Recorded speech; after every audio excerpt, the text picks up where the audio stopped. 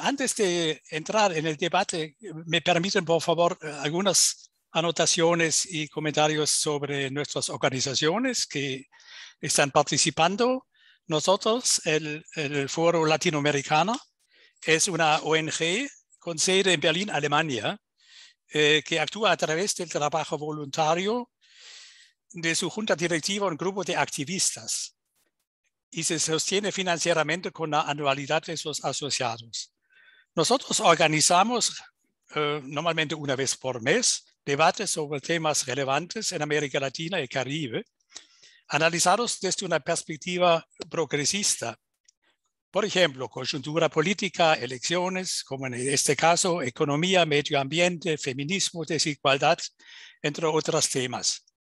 Nuestro público son, en primer lugar, alemanes y alemanas con vínculos personales, laborales o políticos con América Latina y también gente de América Latina que vive en Alemania. A través de estas actividades virtuales iniciadas debido a la pandemia, hemos alcanzado también a un público más amplio que está en América Latina y Caribe. Además, podemos contar con la participación de analistas de ambos continentes y, por supuesto, es una ventaja. La otra organización que está Klaus, se apagó el micrófono. Préndelo, por favor. Sí, la otra organización que participa en el evento es la Fundación Ebert, con sede en Berlín, y tiene también una dependencia, una oficina nacional en Colombia, con el nombre FESCOL. FESCOL hace más de 40 años, la Ebert apoya a las fuerzas progresistas de la política y sociedad también en Colombia. Junto con sus socios, la FES y también su dependencia elabora estudios sobre temas de actualidad, ofrece foros de diálogo para el desarrollo de estrategias y conceptos políticos y pretende promover el desarrollo de una nueva coyuntura, una nueva cultura política con vínculos más fuertes entre Estado y la sociedad a largo plazo. Incluso después de las históricas elecciones, Colombia se encuentra en un camino muy difícil para superar el violento conflicto que ha durado décadas, como ustedes saben, para diseñar las perspectivas necesarias para un desarrollo más sostenible y socialmente justo. Eso fue prácticamente el lema también en la campaña de las elecciones. La implementación, por supuesto, de una paz sostenible solo es posible si se asegura la oportunidad de participación política y económica muy amplia y se supera la gran desigualdad económica y social. El objetivo central de la FES en general y de la dependencia en América Latina es exactamente seguir promoviendo los análisis y debates necesarios sobre este camino.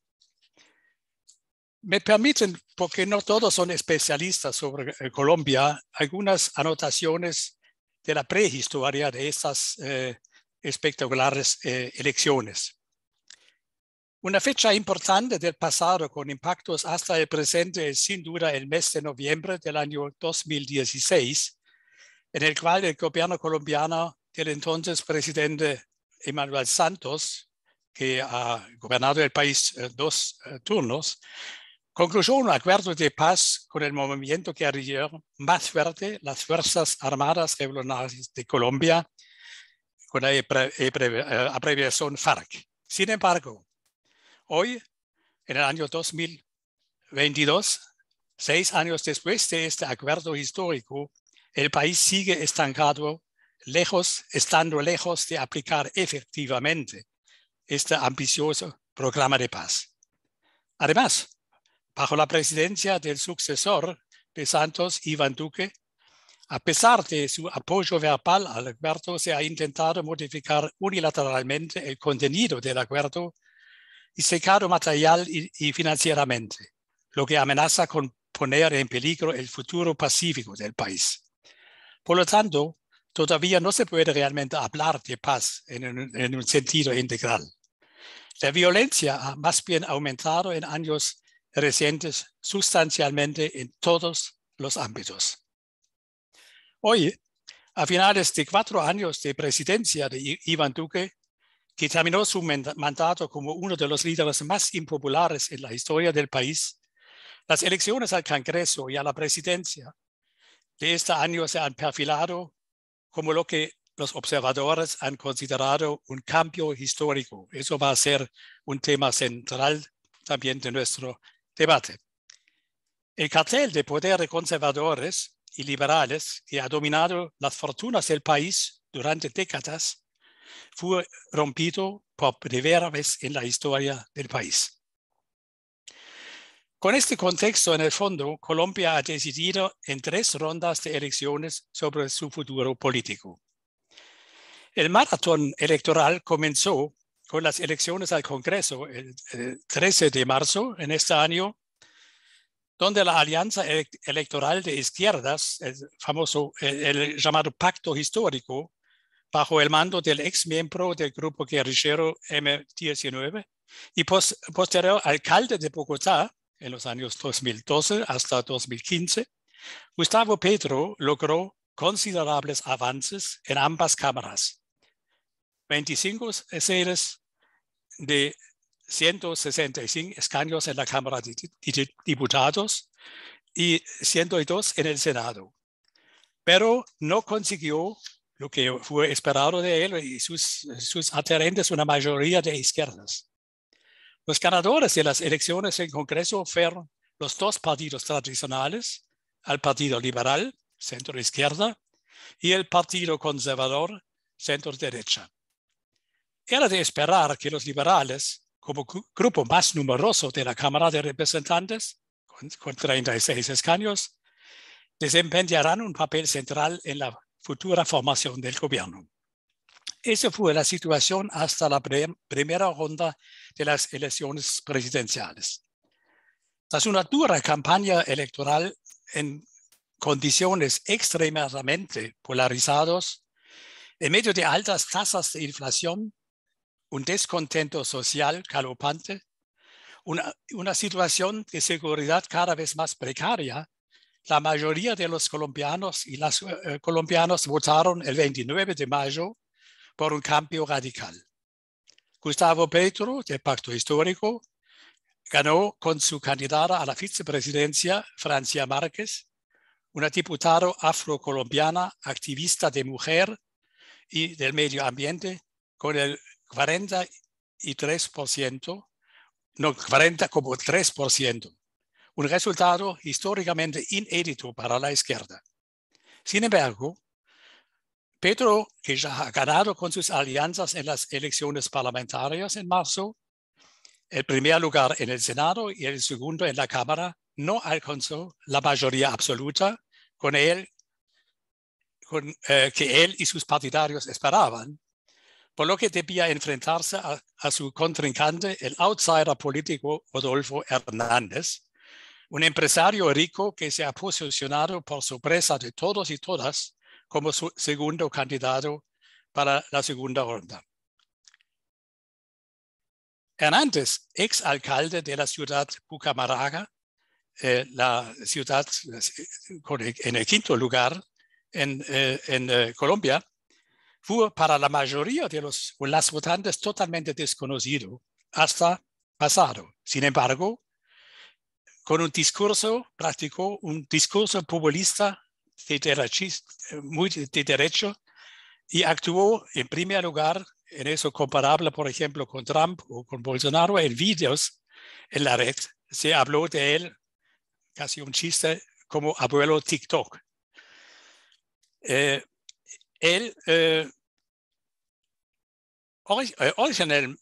Originalmente se esperaba un duelo entre Petro y el candidato del centro derecha, Federico Gutiérrez.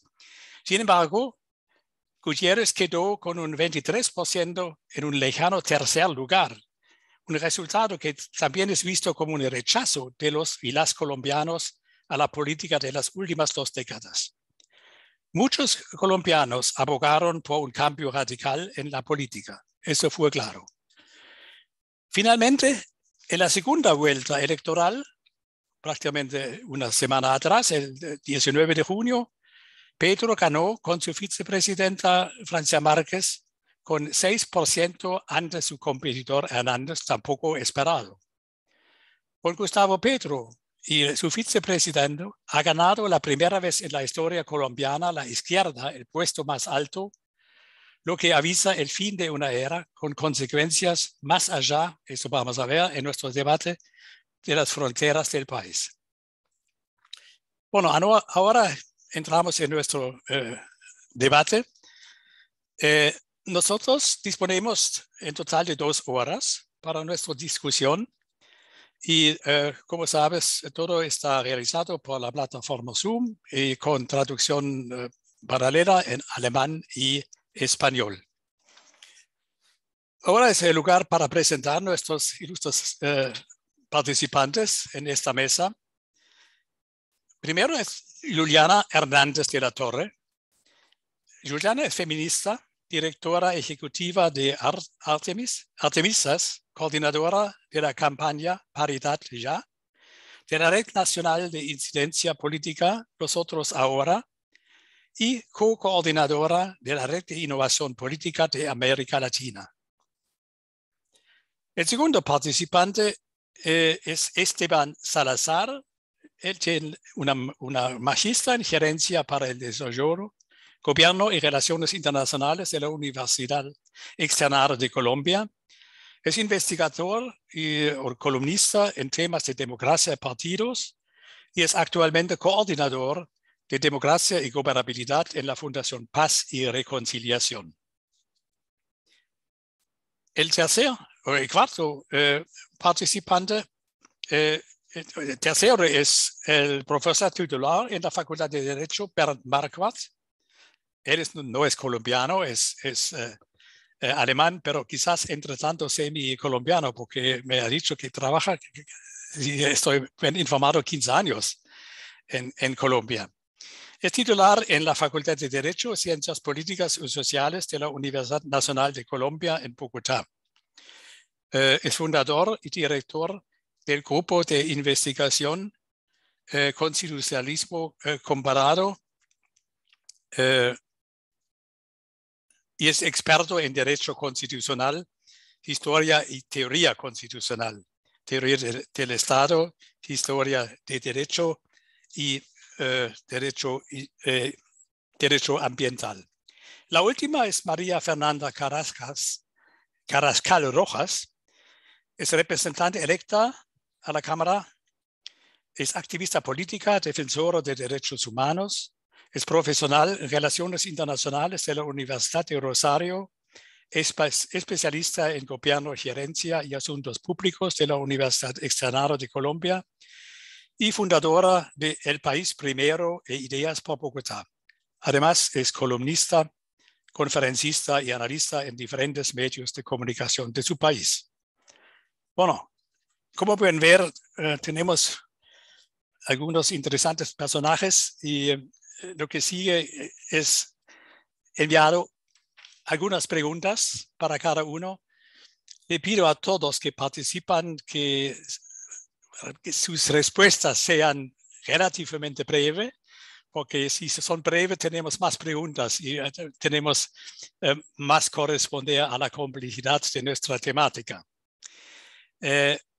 Hacemos 2 rondas. La primera ronda tiene que ver con el pasado, es decir, qué pasó en estas elecciones, en esta ronda de elecciones.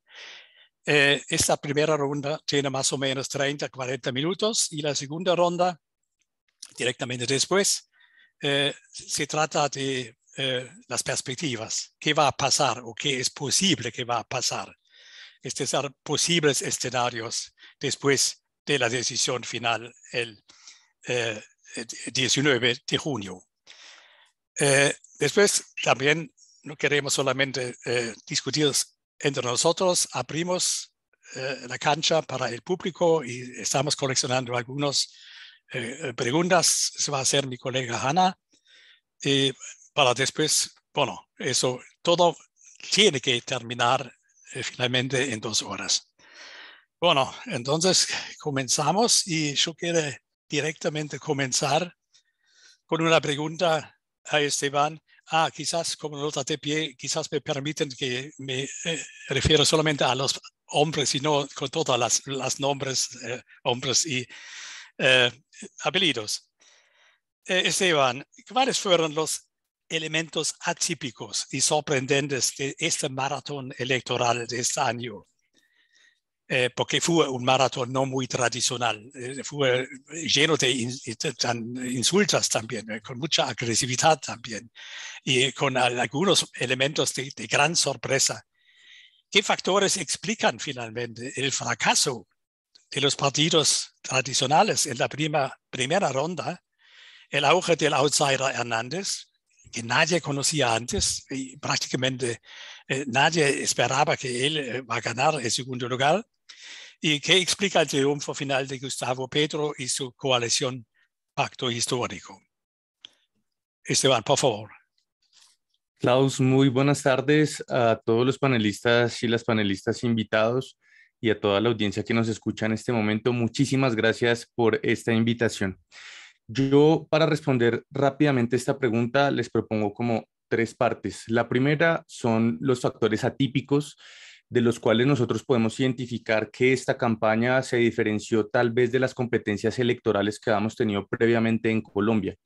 Se trató fundamentalmente en un primer escenario de una campaña que fue muy precoz, fue una campaña que empezó hace año y medio con una serie de encuestas, debates, campañas negativas, movilizaciones sociales y un sinnúmero de factores, de actividades y de escenarios incluso de disputa que fueron muy interesantes, pero que también generaron un desgaste para la ciudadanía ya al final del tramo de la campaña por lo que era pues las candidaturas que se estaban presentando y sobre todo las posibilidades de cambio en el país. Sin embargo, en cuanto a los resultados, también se vio un factor atípico bastante interesante y es que se combatió el abstencionismo histórico en Colombia. Llegamos en segunda vuelta a romper el techo de la participación con un 58,09%. Desde la Constitución de 1991 en el país, solamente habíamos tenido una elección que había llegado a ese umbral con el 59% de la participación en 1998. Y a esto vemos también que como factor atípico se movilizaron 2.7 millones de personas más entre la primera y la segunda vuelta electoral a nivel presidencial. Esto es algo que si nosotros lo comparamos con las elecciones donde ha habido primera y segunda vuelta, significa que los votos en esta elección por primera vez ya no dependían solamente de las maquinarias políticas y las estructuras políticas tradicionales, sino de nuevos votantes y sobre todo votantes jóvenes. Esa es la primera parte para explicar tal vez esos grandes factores atípicos de lo que ha sido esta elección presidencial. Sin embargo, para una segunda parte explicar cuáles fueron esos factores que explican la victoria de Gustavo Petro y también las condiciones en las cuales compitió con Rodolfo Hernández, yo les propongo a ustedes que veamos este fenómeno a nivel de lo que es la historia política del país, de Gustavo Petro y Francia Márquez como el efecto de una necesidad de cambio en Colombia, más no su causa fundamental. Y esto tiene 5 razones. Primero, en el 2010 en Colombia inició un fenómeno que se llamó la Ola Verde, que es como este partido verde que también tienen en Alemania, que pues a diferencia aquí en Colombia se inició en un proceso por parte de un liderazgo político que permitió abrir el espectro no solamente de las izquierdas y las derechas, sino también de un centro que participó dentro de una elección presidencial en ese momento. Eso marcó una agenda importante como primera razón porque muchos jóvenes en ese momento empezaron en muchos activismos a poder empezar a generar un cambio en diversas causas en Colombia. De ahí vamos a la segunda razón. De 2019 a 2013, durante el gobierno del entonces presidente Juan Manuel Santos, se dio el proceso de paz. Un proceso de paz que se sometió a un referendo a nivel nacional, dentro del cual la ciudadanía por fin pasó de ese sueño, de ese letargo de culpar solamente a las FARC y al conflicto armado de todos los problemas, para pasar hacia una etapa post-FARC, una etapa del post-conflicto, donde ya eso no era el único problema que teníamos en el país, sino que entra una tercera razón, y es empezar a revisar cuáles son esos otros factores de los grandes problemas que tenemos en Colombia, que es la lucha contra la corrupción. Ahí vamos nuevamente hacia otro gran referendo que se da en 2018, en donde se da una consulta anticorrupción y votan 11 millones de personas, con un cambio en la forma del pensamiento del electorado en el país. La cuarta razón es que, arrastrando todos esos factores, llegamos a las elecciones a nivel local de alcaldes y gobernadores en un país descentralizado como es nuestro país, donde por primera vez en las 10 capitales departamentales más importantes de Colombia ganan alcaldes y poderes alternativos a los poderes tradicionales. Finalmente, llegamos entonces a la última razón, y es la pandemia y el estallido social que ya mencionaba Klaus, donde nosotros vemos que ese electorado ya reclama un cambio que sencillamente Gustavo Petro logra desde 2018 poderlo entender, logra movilizar también parte de eso a nivel político, y sin desconocer en absoluto el mérito de Gustavo Petro y de Francia Márquez, se logra cohesionar las izquierdas por primera vez en Colombia y el centro político en una apuesta que en segunda vuelta le da la victoria absoluta. Cierro entonces con el tema de la explicación de Rodolfo Hernández como ese outsider. Sencillamente es un personaje que venía de ser alcalde a nivel municipal de una ciudad también capital departamental en Colombia llamada Bucaramanga, dentro de la cual él sencillamente con un discurso básico pero muy eficiente logra en primera vuelta recoger 6 millones de votos, que son votos de la derecha y de los conservadores tradicionales en el país, pero que también están cansados de ese fenómeno político que gobernó la primera década del 2000, que es el uribismo. Entonces, él logra recoger esos votos que también están cansados del gobierno actual, que también vienen desgastados del uribismo, y sencillamente en segunda vuelta lo único que hace es que recoge el 91% de los votos que tenía posibles, junto con los demás votos de la derecha, que no son suficientes para ganar, porque Gustavo Petro logra movilizar una mayor cantidad de votación, rompiendo el abstencionismo y logrando finalmente que Colombia entre por primera vez a las democracias maduras y las democracias pendulares del siglo XXI. Tal vez en Europa es mucho más fácil entender estos fenómenos, e incluso en otros países de Latinoamérica, porque se rota la alternancia del poder de izquierdas a derechas. Es la primera vez que en Colombia tenemos este péndulo que gira a la izquierda, y que gira a la izquierda, rompiendo además un último fenómeno para lo que es nuestra historia del conflicto armado. Y es que no solamente por las armas se logra llegar al poder político en Colombia, y eso es algo que rompe la espina dorsal de lo que habían sido las luchas, de la violencia, de las guerrillas y de estructuras armadas ilegales que incluso hoy permanecen, como el ELN. Bueno, muchas gracias, Esteban.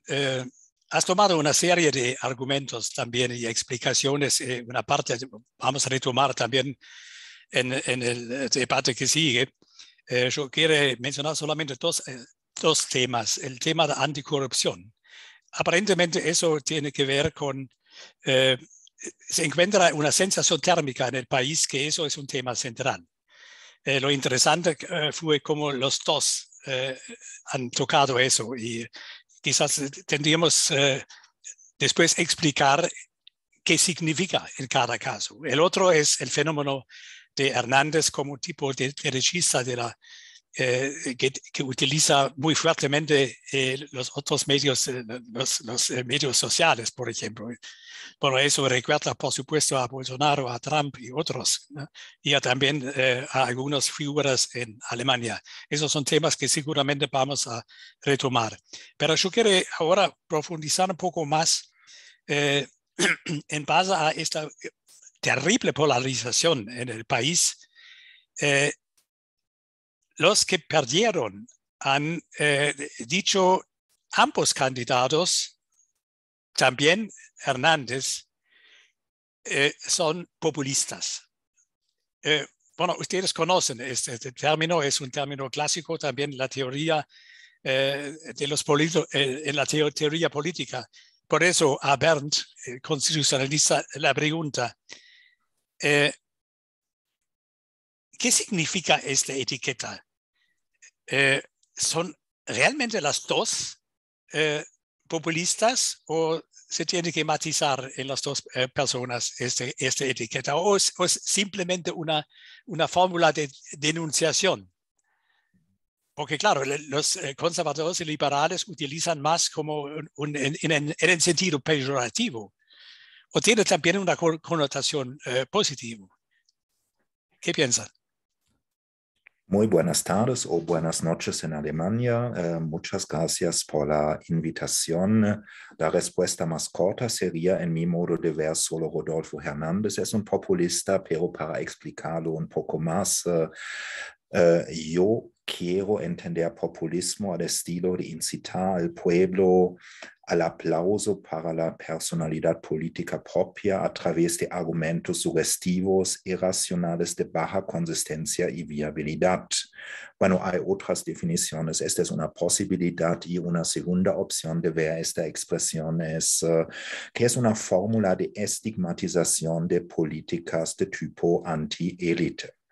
Bueno, miramos un poco a los candidatos. Rodolfo Hernández, el outsider, como ustedes ya han dicho, no ha presentado nunca ningún programa político consistente. El programa fue más o menos él mismo. También hemos escuchado la expresión abuelo TikTok, donde el político de casi 80 años buscó exactamente a los jóvenes por estos nuevos medios de comunicación. Además, se comunicó como una persona que habló con la voz del pueblo, de las clases bajas, usando expresiones como, voy a citar literalmente, que se limpia el culo con la ley, lo que también ya indica en una cierta forma la falta de respeto a la institucionalidad en caso de una eventual ganancia que hubiera podido realizar. Y hay un montón de dichos similares donde él simplemente habló, no muy profesionalmente, y muchas veces necesito corregirse. Por ejemplo, primero dijo algo que las mujeres necesitan entrar a la cocina, después se corrigió cuando percibió que este es mal visto y se presentó como el mejor amigo de las mujeres, algo así, o también afirmó horriblemente que en la visión de él conoce un gran pensador alemán que se llama Hitler y después se corrigió afirmando que se ha confundido a Hitler con Einstein. No sé, no me entra a la cabeza cómo es posible confundir a ellos dos. Y absurdidad por absurdidad salió de la boca de él.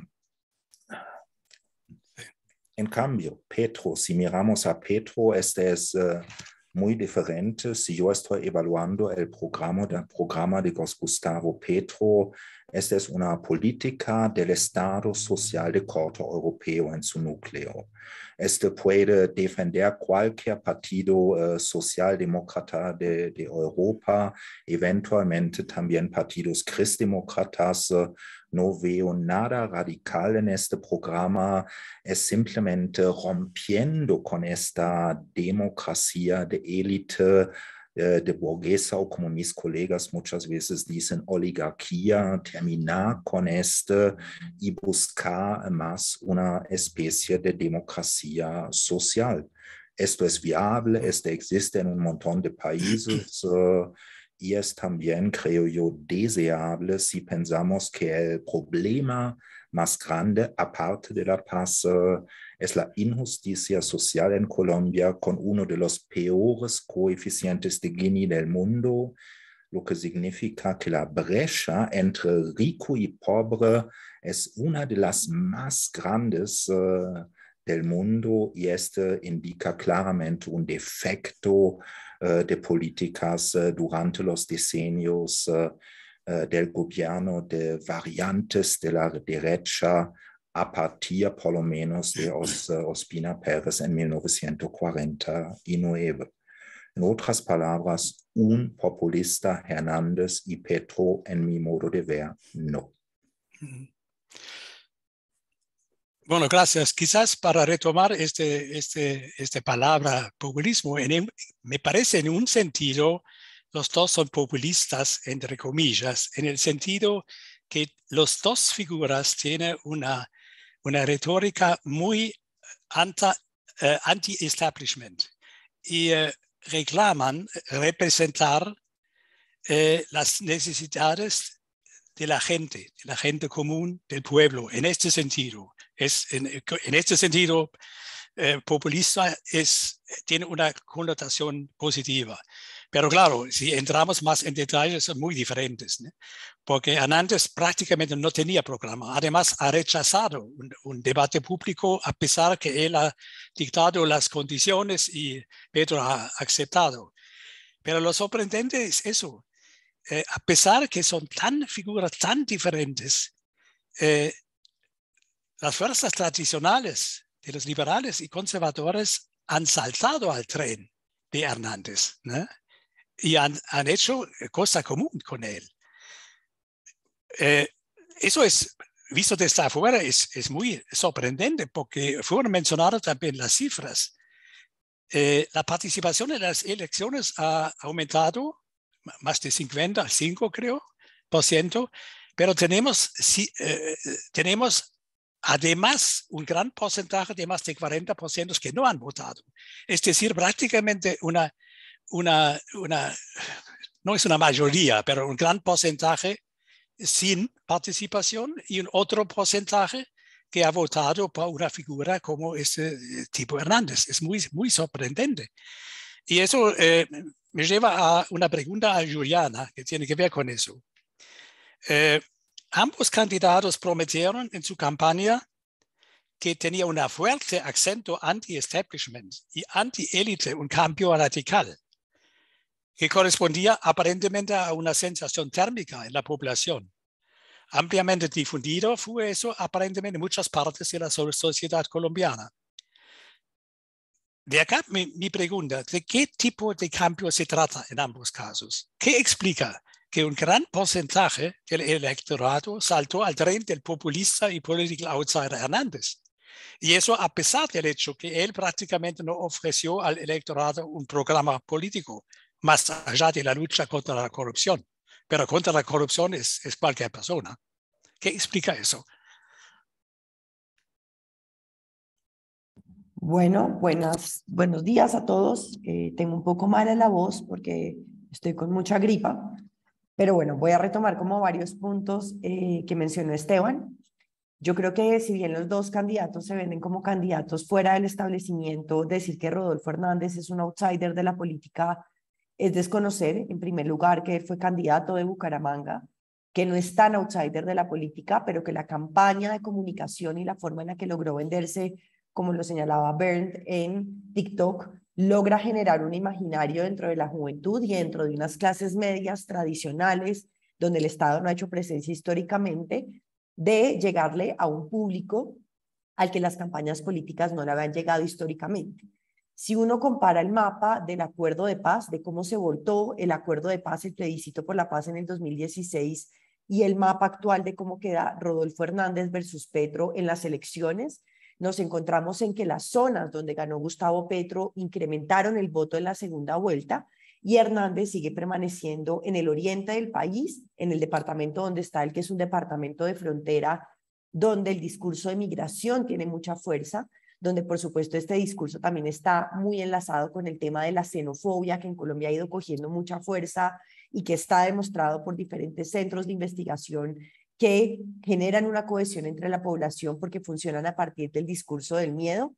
Gana en territorios donde es supremamente complejo llegar en una campaña política, que es la parte amazónica de Colombia, aunque Gustavo Petro logra estar en uno de los departamentos amazónicos de Colombia, y gana quizás en los departamentos más tradicionales de la familia tradicional, nuclear, donde un discurso, donde es desafortunado decirlo, lo que él plantea de las mujeres a la cocina, las mujeres a la casa y el rol de la familia tradicional, terminan calando en una sociedad que es bastante conservadora y que también se puede ver en la última fase de la campaña de Gustavo Petro. Si uno analiza, por ejemplo, las fotos de Gustavo Petro en la última fase de su campaña, tiene que ver con Verónica Alcocer, que es su esposa, las dos hijas que tiene con Verónica Alcocer y en una de ellas Francia Márquez. Petro tiene más de 5 hijos, pero en esa foto de familia nuclear, que es la que realmente cala en un país conservador como Colombia, logra incrementar la votación en estos territorios, pero no logra la votación que se necesitaba o que quizás hubiera podido calar en el oriente del país. En un segundo lugar, creo que hay unas propuestas en común y unas propuestas de transformación desde la visión que son muy, cambian completamente lo que hemos visto en política hasta ahora. Por un lado, y yo considero que desde una visión feminista es muy valioso que el cuidado, y eso también es gracias a la pandemia, esté en el centro de la mesa. Tanto Gustavo Petro como Federico Gutiérrez en su momento, Sergio Fajardo y Rodolfo Hernández incluyeron una propuesta de Sistema Nacional de Cuidado. Hay una diferencia enorme frente a este tema, y es que mientras Rodolfo se refería al tema de emprendimientos, que creo que es una visión muy neoliberal y de mucho privilegio considerar que las mujeres pueden ser emprendedoras en un país donde el 50% de la población está en pobreza después de una pandemia, pues desconoce las dificultades de emprender. Y por otro lado, encontramos un Sistema Nacional de Cuidados planteado por Gustavo Petro, donde se reconoce la necesidad de tener un ingreso básico para las mujeres, cabezas de familia, que en Colombia es el 40% de los hogares en Colombia son liderados por una jefatura de mujeres, y se reconoce además un tema principal, y es que las mujeres que han dedicado su vida al trabajo de cuidado no remunerado van a tener una especie de pensión, es decir, un reconocimiento retroactivo económico de un trabajo que, si se calcula económicamente, aporta el 20% al PIB de Colombia. La segunda diferencia estructural tiene que ver con el modelo y poner sobre la mesa el tema de la crisis climática. Esta apuesta de Petro es muy radical y es muy progresista en comparación con otras propuestas de gobierno, porque se refiere a un cambio que efectivamente está ocurriendo en el mundo y que requiere una propuesta en términos de un cambio en el modelo económico, una transición de las formas económicas en las que Colombia se ha lucrado, que tienen que ver con la exploración de territorios para sacar más petróleo, de la exportación de estos productos, y esa transición energética que él plantea es una transición bastante progresista de reconocimiento no solamente de la necesidad de responder al tema actual, sino también de reconocer el rol que han tenido las comunidades históricamente marginadas en Colombia dentro de modelos económicos que son opresores, que generan feudalismo, que generan un tipo de esclavitud moderna, y que está muy articulado también con su vicepresidenta Francia Márquez. El tercer punto yo creo que logra calar, y nuevamente yo creo que Petro incrementa su votación en las principales ciudades de Colombia, crece exponencialmente, por ejemplo, en Bogotá, logrando casi 1 millón de votos adicionales. Aquí está Mafe, que es una de las representantes electas al Congreso. Fue una campaña que se movió masivamente y que entendió también muy rápidamente que tenía que hablarle a un sector social, que son las clases más altas y las clases medias altas, que no se sentían identificadas con Gustavo Petro y que tenían mucho miedo, por supuesto, a un modelo de izquierda, y a un modelo de izquierda que la gente en Colombia y en un país conservador con una alianza tan fuerte de la visión neoliberal, pues considera que Petro era una persona que iba a expropiar las tierras, que iba a destruir el capitalismo de la noche a la mañana. Y creo que los pilares que él tiene dentro de su programa de gobierno de redistribución de poder, de la implementación del acuerdo de paz, que como lo decía Esteban, generó una movilización masiva en el 2016, entró en crisis y generó en este momento un tema de indignación frente al gobierno de Duque, también promueve un voto hacia Gustavo Petro que avala esa transición y la necesidad de implementar el acuerdo de paz, que además se traslapa mucho con el trabajo que venía haciendo la Comisión de la Verdad y la Jurisdicción Especial de la Paz para mostrar por la paz, que venía mostrando lo que había sucedido en el marco del acuerdo de paz. Entonces creo que todo esto y la apuesta que él tiene muy fuerte de ganar el voto de las mujeres, que es importante también reconocer que no fue una que ganó con una diferencia muy grande.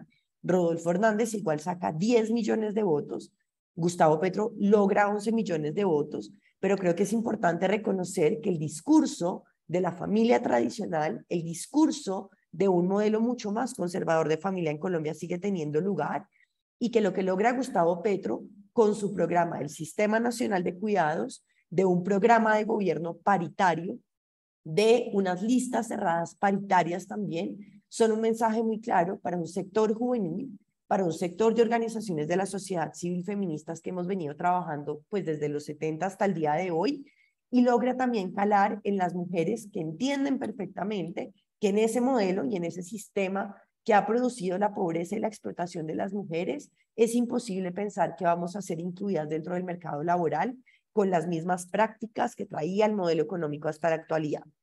Tiene un reto gigante en lograr esa transformación en muy poco tiempo.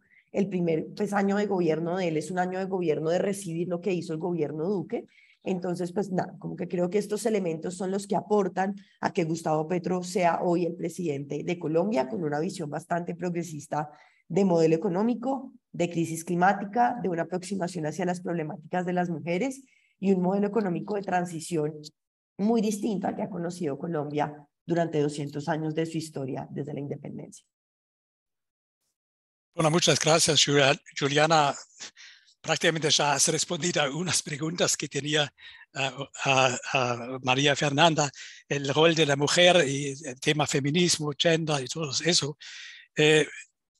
Has mencionado esta brecha, es un tema que no podemos profundizar entre las grandes capitales y regiones en el país y las provincias, y también incluido regiones que prácticamente donde el Estado no existe, están capturados, no sé, por la mafia o otros. Es un tema muy grande que no podemos profundizar. Y también mencionaste que la sociedad en general, seguramente no en las grandes capitales, es estructuralmente muy conservador. Eso explica quizás mucho. Has mencionado también, y con eso quizás voy a seguir con una pregunta a María Fernanda, con el tema mujer. La nominación de Francia Márquez al comienzo fue muy debatido, porque existía también crítica que no representa que eso sería prematura y todo eso. Pero esta nominación,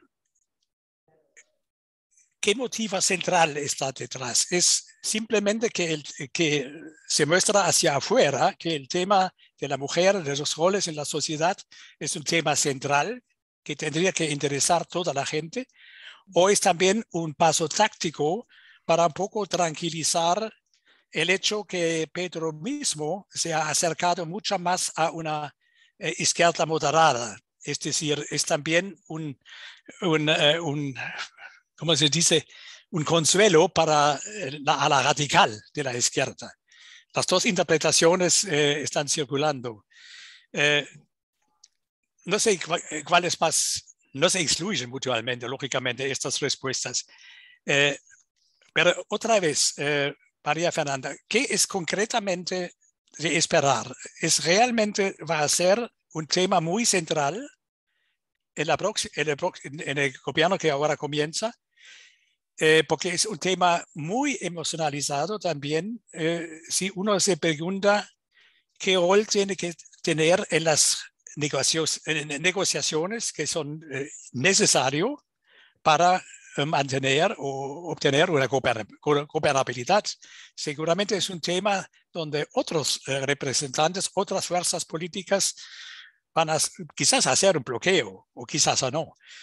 Entonces, más allá de las palabras, es la persona, Francia Márquez, realmente una garantía que eso tiene realmente una perspectiva de ser alcanzado muchos más derechos para las mujeres, o es más una referencia a un cierto electorado, o qué más? Bueno, muchas gracias. Gracias ante todo por la invitación. Me complace mucho estar compartiendo este panel con ustedes. Y a Juliana, un gran abrazo aquí, que hemos trabajado tanto, sobre todo en el último año, para llevar a cabo justamente la victoria, para llegar a ser gobierno y para llegar a tener las mayorías en el Congreso de la República, pero sobre todo para que las mujeres tengamos más representación en él. Y es por ahí por donde yo quiero empezar. Yo no creo que la segunda opción sea la opción. ¿A qué me refiero con esto? Yo creo que en un país tan clasista, machista y racista como lo es Colombia, y justamente la candidatura de Francia Márquez y la defensa de esa candidatura lo demostró, pues vaya a quedar tranquila gran parte de su población, que como también Juliana lo referenciaba, es una población todavía muy conservadora. Es decir, que creo que sí fue una apuesta no solamente del candidato Gustavo Petro, sino de toda la colectividad del pacto histórico, apoyar a Francia Márquez en esas circunstancias tradicionales e históricas en las que nosotros seguimos conviviendo como sociedad. Entonces, al ser esta una apuesta, considero y estoy completamente segura de que no solamente será una apuesta de campaña, sino que también será una apuesta del nuevo gobierno, que no solamente es por una vicepresidenta, sino también por lo que ella, estamos seguras y estamos convencidas, liderará, que será el Ministerio de las Mujeres y de las Igualdades, como primera medida. Y como segunda medida, la voluntad que mostramos nosotros desde campaña al Congreso de la República para que más mujeres llegáramos al Congreso de la República. Es el pacto histórico quien con la voluntad, con listas cerradas, con listas tipo cremallera, le está permitiendo al Congreso de la República, hoy en día, al nuevo Congreso de la República, que se instala el 20 de julio, tener más mujeres ahí, ¿no?, en esos cargos de representación. Entonces eso me parece que como primera medida nos muestra ya hacia dónde va el gobierno de Gustavo Petro. Aquí hay unas apuestas fundamentales en la generación de ingresos para las mujeres a través de y al final de todo esto, autonomía económica para las mujeres, una apuesta decidida por un sistema nacional de cuidados que claramente debe valorar y debe remunerar aquel trabajo del cuidado que hoy no es reconocido en nuestro país, entre otras apuestas para las mujeres. Entonces pasamos desde la autonomía económica para las mujeres, la participación política y todo aquello que tiene que ver con las agendas de las mujeres, que incluye también sus derechos sexuales y reproductivos. De hecho, el próximo Congreso tiene a su cargo, según la Corte Constitucional, legislar a favor o legislar para generar el marco normativo que preserve los derechos sexuales y reproductivos de las mujeres que quieren hacer una intervención voluntaria del embarazo y los cuerpos gestantes en general. Entonces sí, y de una manera resumida, creo que no lo dije todo ya. Un país racista, clasista y machista se confronta con una candidata a la vicepresidencia, con hoy una vicepresidenta que muestra realmente cuáles son los problemas. Perdón,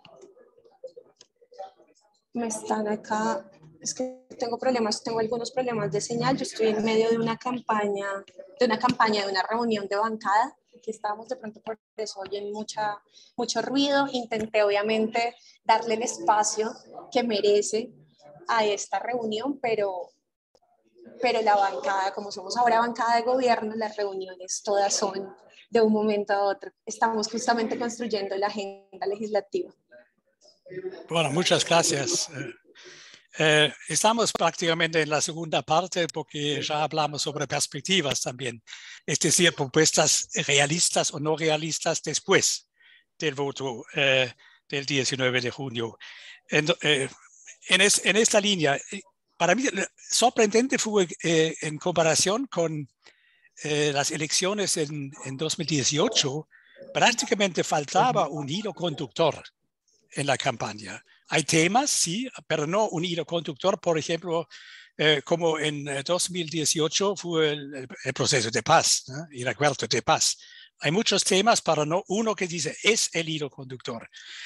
En este sentido, ahora entramos más en otra materia que prácticamente no hemos mencionado, es el sector económico y el modelo del país, el modelo económico del país. Y en eso a Esteban una pregunta.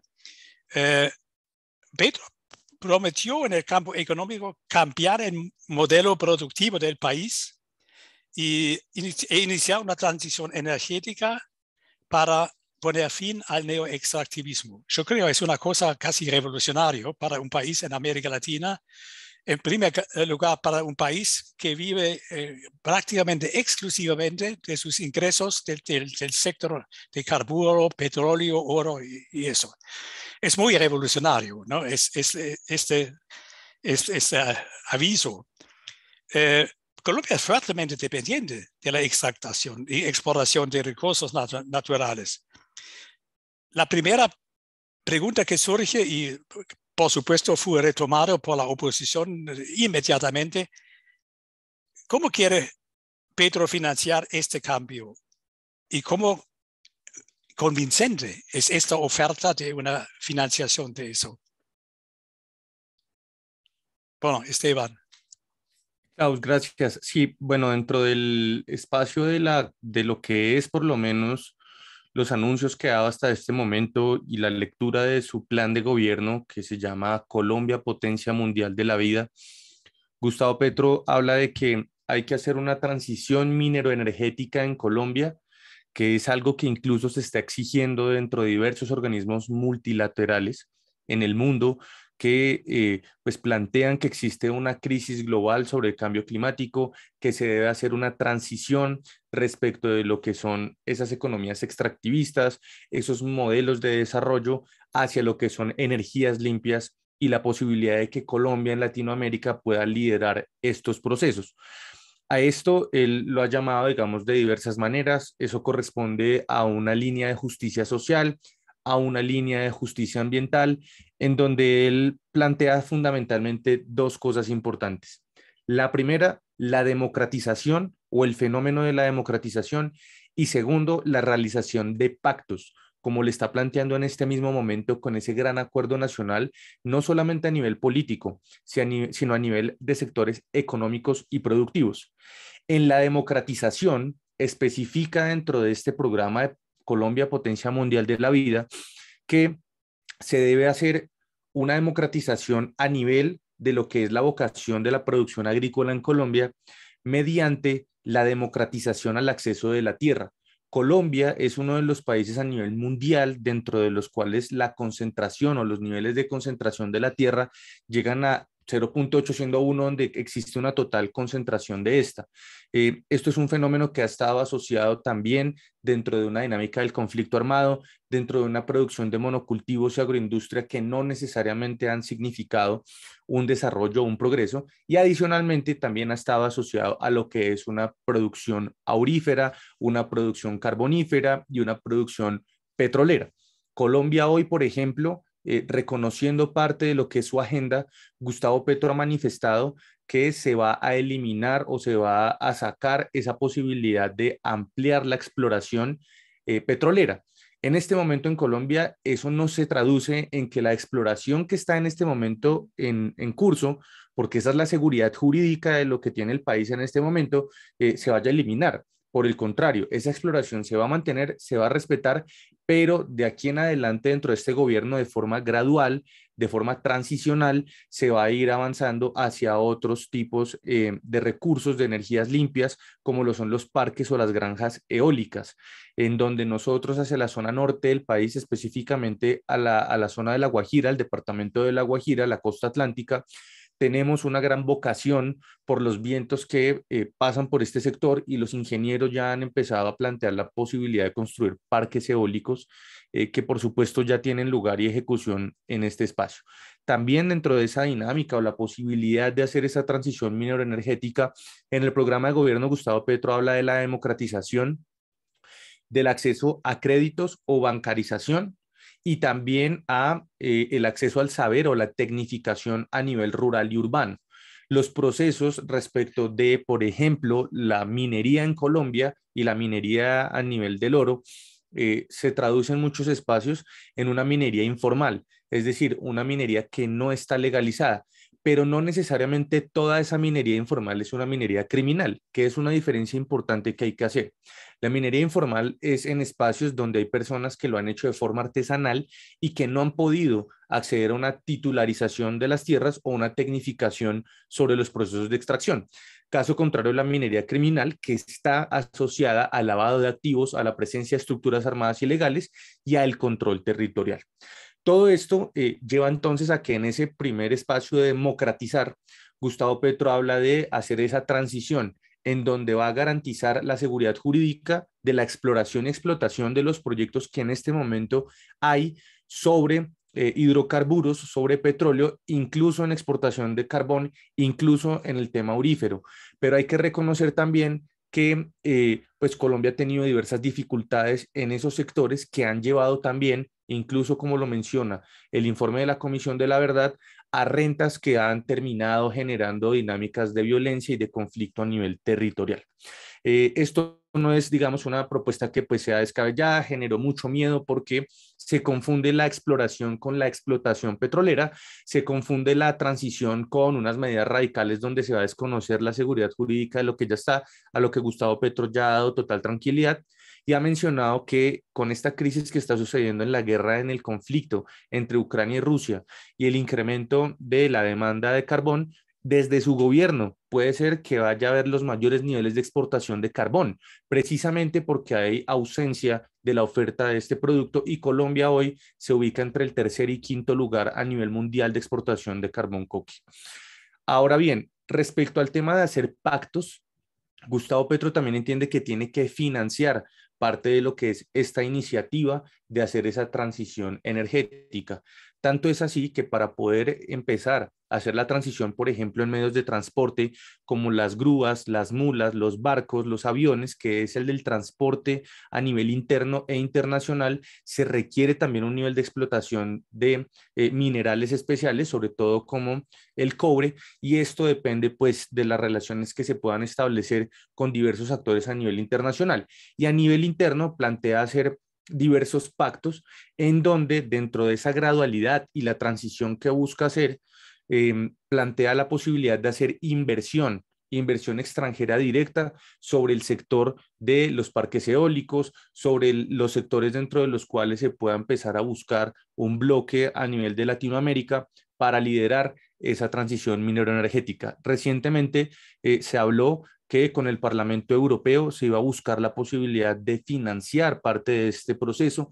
Ya en Colombia existen diversas iniciativas desde cooperación internacional que permiten la posibilidad de hacer esa transición con parte de esa financiación y que por supuesto va a tener que buscar sustitutos a nivel económico de lo que es la producción petrolera.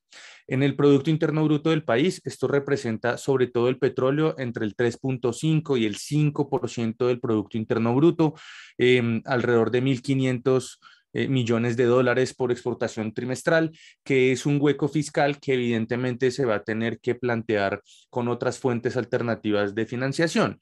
Y en eso creo que la audacia, la sagacidad de Gustavo Petro ha sido poner dentro de su programa de gobierno, finalmente dentro de Ecopetrol, a que se convierta como la meca Colombia de poder hacerse un tema de un centro de estudios, laboratorios de investigación en los cuales se puedan promover energías limpias sobre el potencial que tenemos en Colombia, que es un potencial no solo de biodiversidad, sino una ubicación geoestratégica importante hacia las zonas de exportación del Pacífico, del Caribe y por supuesto la exploración y explotación de otras formas de energías limpias en el país.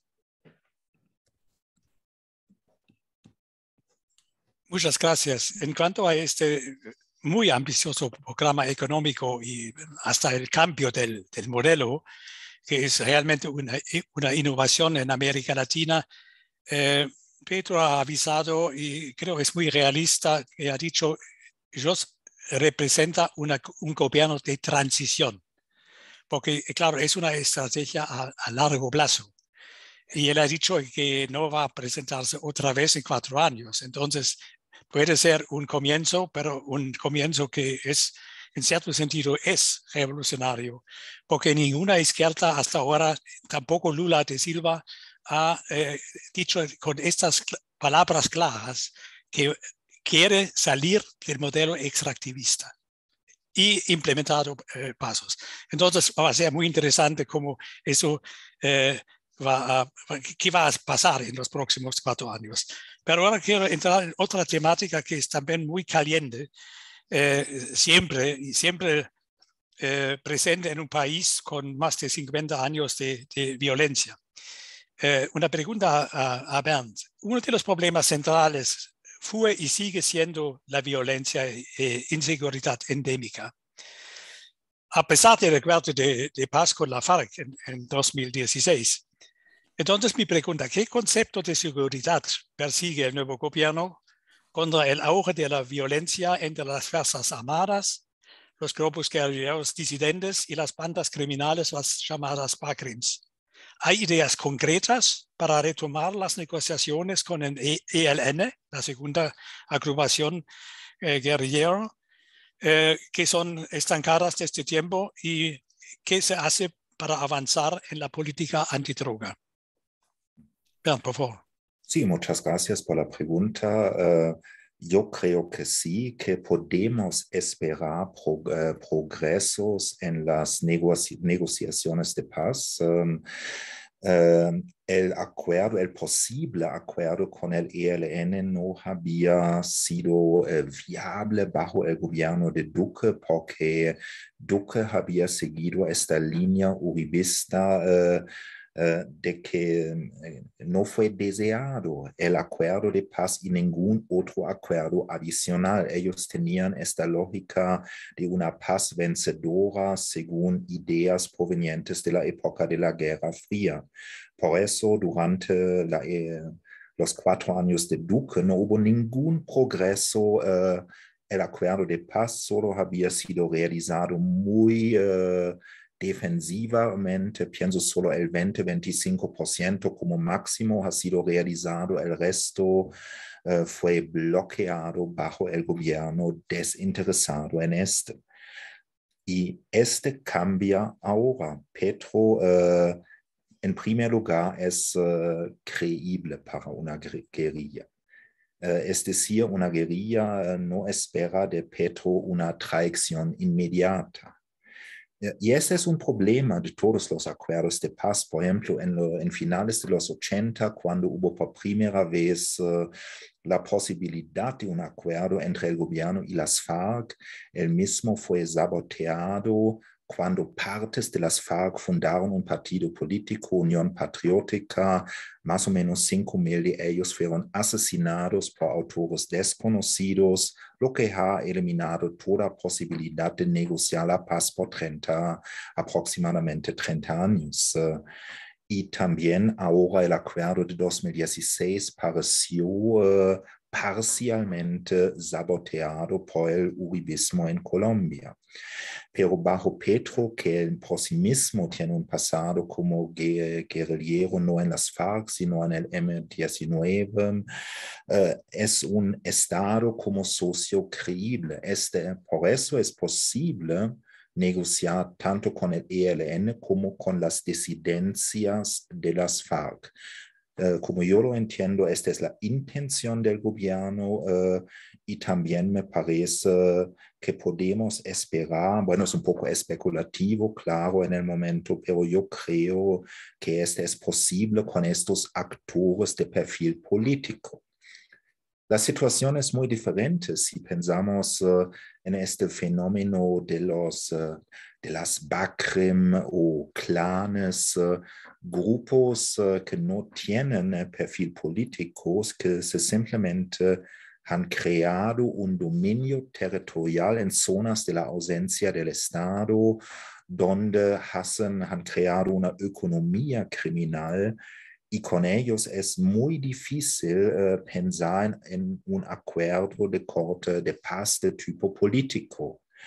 En este ámbito lo que hay que hacer es crear institucionalidades que bloquean estos espacios, que eliminan estos espacios sin instituciones. Pero esta es la parte más difícil, pues son muy bien establecidos en zonas donde no hay ninguna carretera, ningún acceso. Esta va a ser la parte muy difícil, pero con ELN y con las disidencias yo soy más positivo.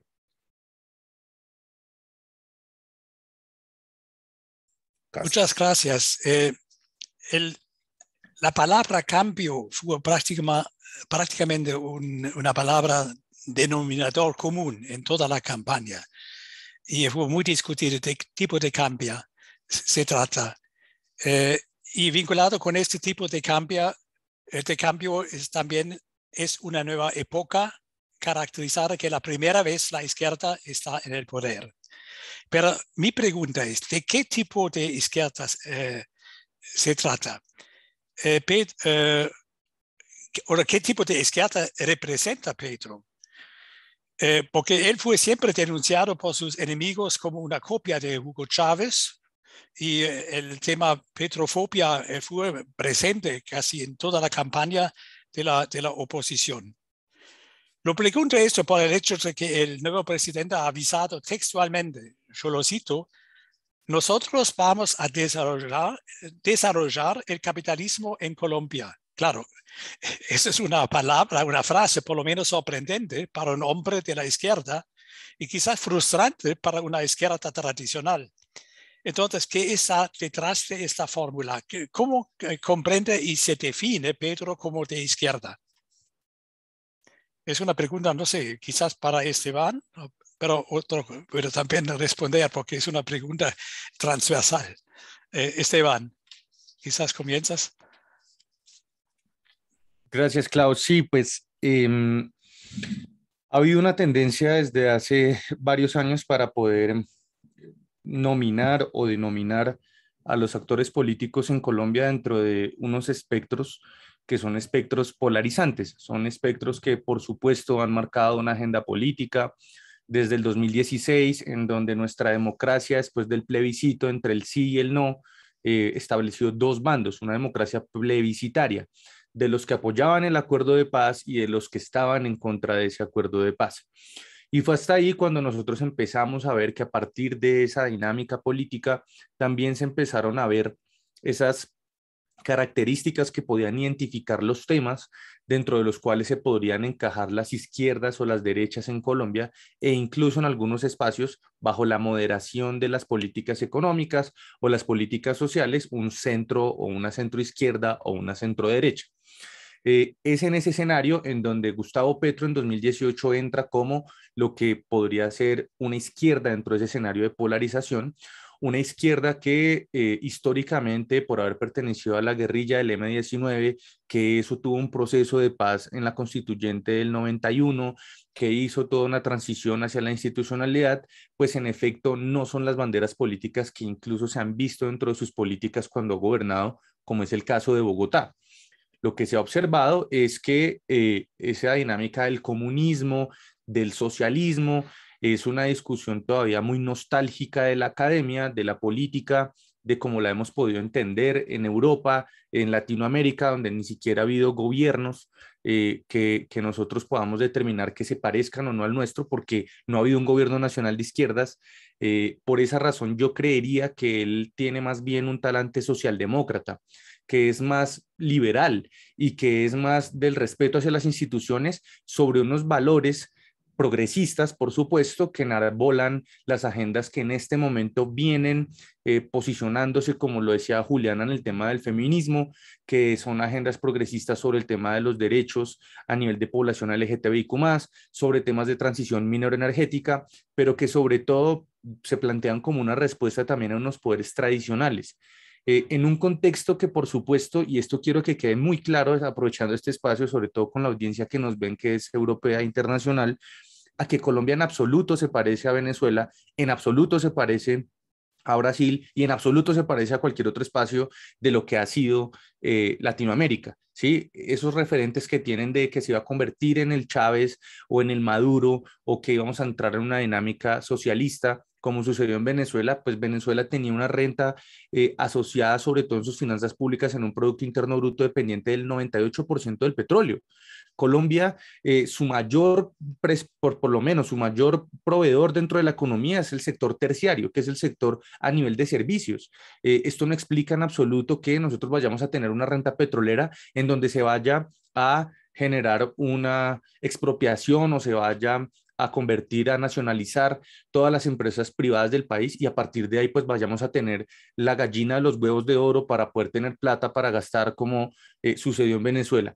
Nuestra vocación es además totalmente diferente en un contexto de conflicto armado donde ha habido una dinámica contrainsurgente, una dinámica paramilitar, una dinámica de autodefensas que se ha exterminado a la izquierda como la conocíamos, a una izquierda comunista asociada al Partido de la Unión Patriótica, a una izquierda conocida por el M-19, a una izquierda conocida en diversos movimientos y organizaciones que han sido exterminados. Con lo cual podemos decir que Gustavo Petro es una izquierda que tiene muchos matices liberales y socialdemócratas. Liberales y socialdemócratas en un respeto a la institucionalidad, que incluso en algún momento llegó a vacilar diciendo que podía hacer algunas modificaciones a la Constitución, pero que a nivel económico es retador para sus propios votantes y para los propios movimientos de izquierda comunistas que todavía lo acompañan, decir que va a desarrollar el capitalismo. Y decir que va a desarrollar el capitalismo, además, en un bloque progresista, diría yo, en Latinoamérica. Vean ustedes, por ejemplo, un fenómeno interesante. ¿Por qué no se puede hablar de una misma izquierda en Latinoamérica, ni mucho menos una izquierda progresista? En los espacios como los de Perú, en donde gobierna una izquierda, es una izquierda totalmente diferente a la colombiana porque es una izquierda conservadora. Que sea de izquierda no quiere decir necesariamente que sea progresista. Hay otro tipo de izquierdas como la que tenemos en Chile en este momento en el continente, que es progresista también, que tiene una agenda económica liberal y que por supuesto plantea unas reformas importantes. Yo creo entonces que esa es más bien la posibilidad de encajar ideológicamente a Gustavo Petro en un escenario, en un contexto como lo tenemos nosotros y que a nivel comparativo no se parece en absoluto porque no hemos podido tener un gobierno de izquierdas que haya gobernado a nivel nacional el país.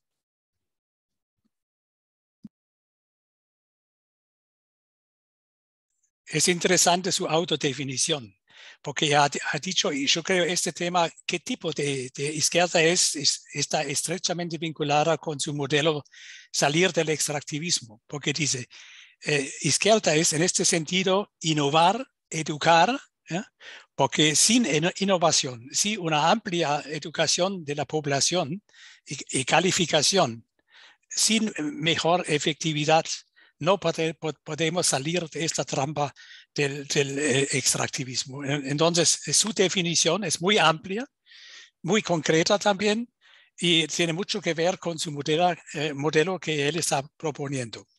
Pero ahora nos acercamos prácticamente a los últimos minutos antes de abrir la cancha. Yo quiero retomar otro tema que no ha jugado, y en este sentido Colombia no es una excepción, América Latina, es la política exterior. Es una materia que prácticamente no existe en la cambio, no existía.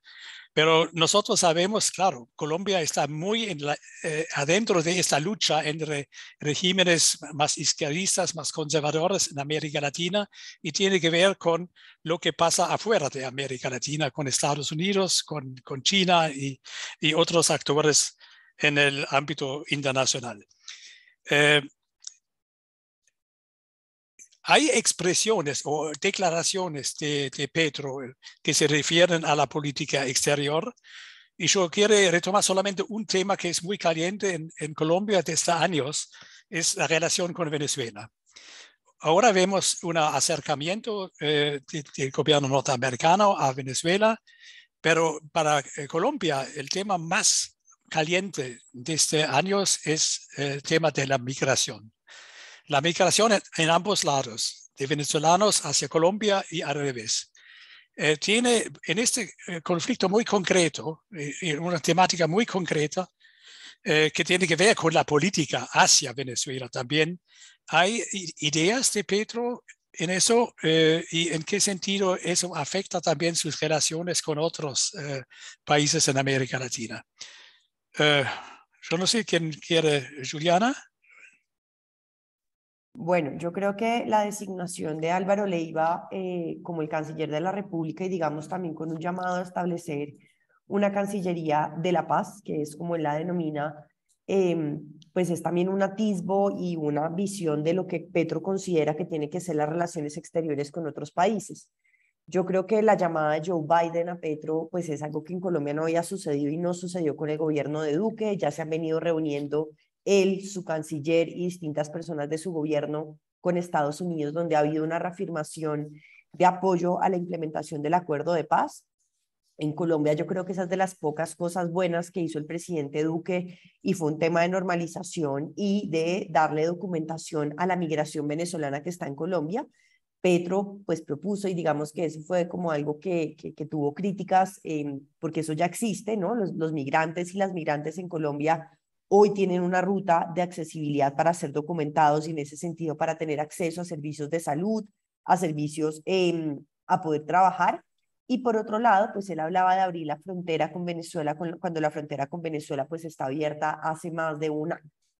El reto que él va a tener pues es la segunda ola de migración que se va a venir después de esta apertura y después de la pandemia, ¿no? O sea, como que es ese cierre que hubo de la frontera y la situación actual.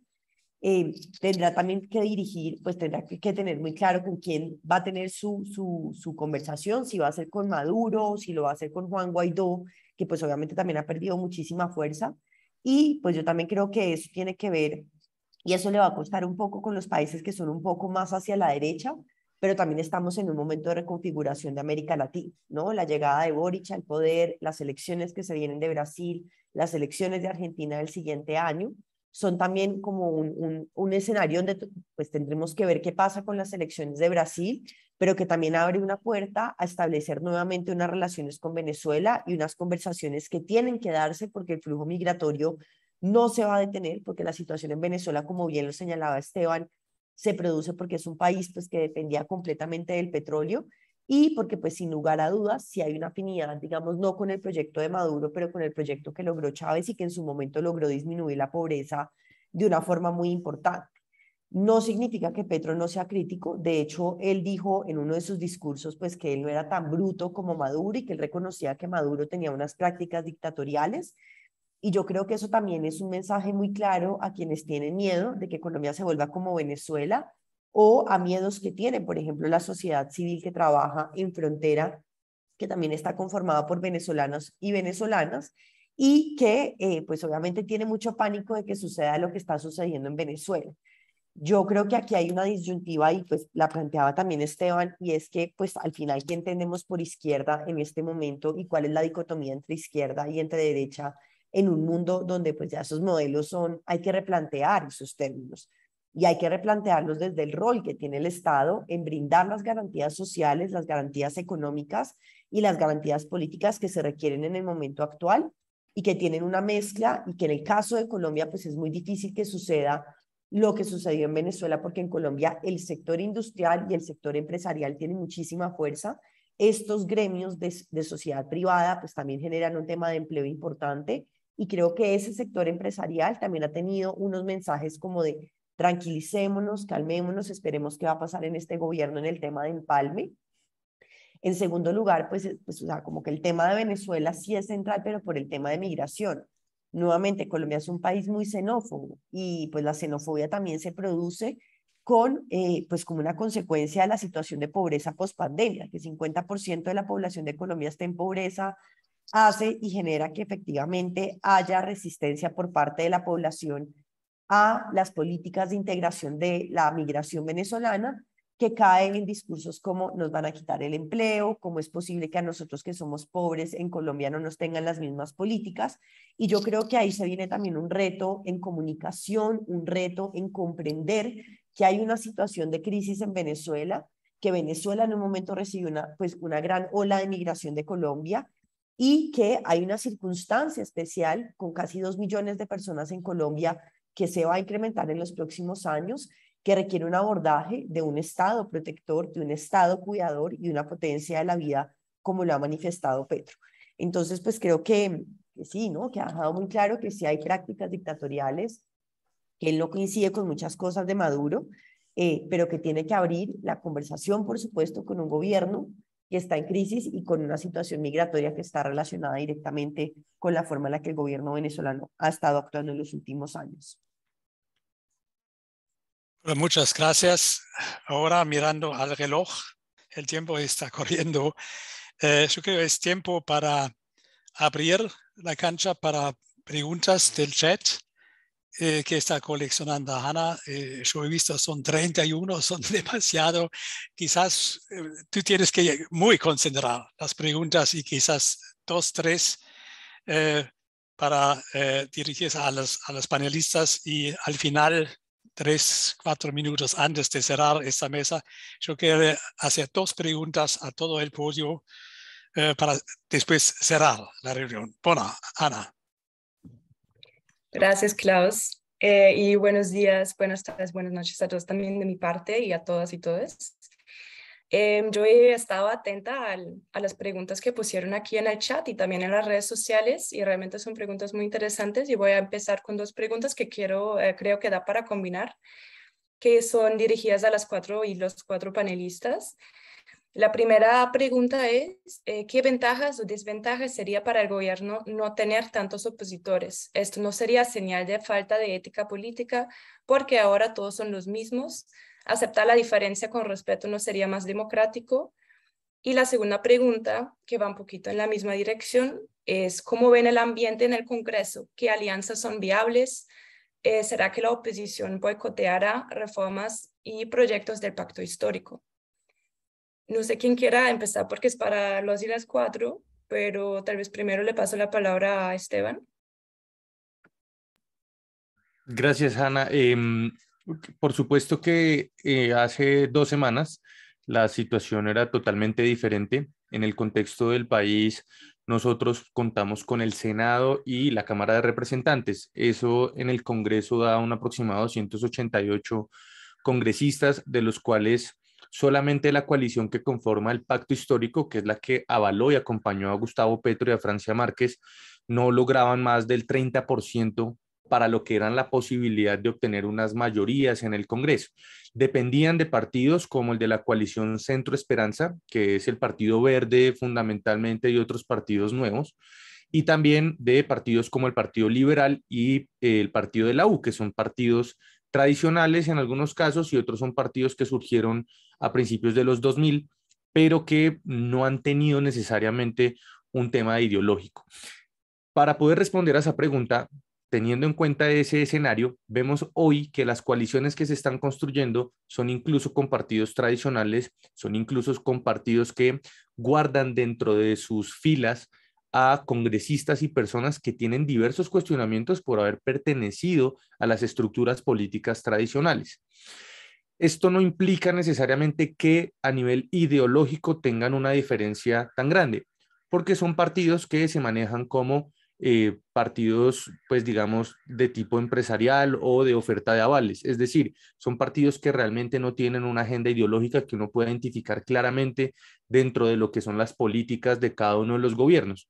Esto transaccionalmente se convierte en que, a menos de que no tengan algún tipo de acuerdo relacionado con contratación, burocracia, presupuesto, gestión de proyectos, pues sencillamente no van a apoyar lo que es la agenda del gobierno de Gustavo Petro, incluso si son partidos de gobierno. Son 3 tipos de afiliaciones que pueden haber: la de gobierno, la de independientes y la de oposición. Realmente hoy los únicos que por un factor ideológico y de disciplina pueden estar dentro de la oposición es el Partido Centro Democrático del expresidente Álvaro Uribe, del cual les mencionaba anteriormente, que tiene toda una historia tradicional de gobiernos desde el 2000. Dentro de eso igual es una bancada que ha venido en reducción, es una bancada que ha perdido curules, que ha perdido congresistas porque ha habido un cambio dentro del electorado. Ese es el único que se podría ver hoy en este momento como una oposición radical y una oposición que va a tener muchos problemas.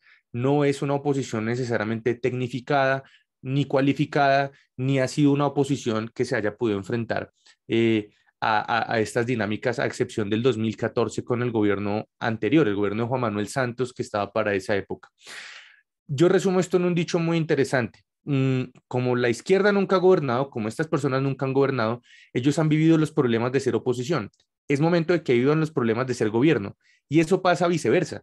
Los que han sido gobierno toda la historia han vivido los problemas de gobernar y de tener la oposición encima. Ahora tendrán muchos que pasar al espacio de la oposición, que dicen políticamente en Colombia que es mucho más fácil porque la información les llega gratis, los problemas les llegan gratis y fundamentalmente pueden hacer una campaña muy fácil a partir de sabotear diversos procesos, que en el espectro solo lo vemos en el Centro Democrático y que igual hay otros partidos que van a estar en la independencia seguramente, que todavía no han dado una declaración, como el partido de la U, como el partido Cambio Radical, los partidos cristianos, que son partidos que todavía alcanzan a sumar casi entre un 35 y un 45% en cada una de las cámaras.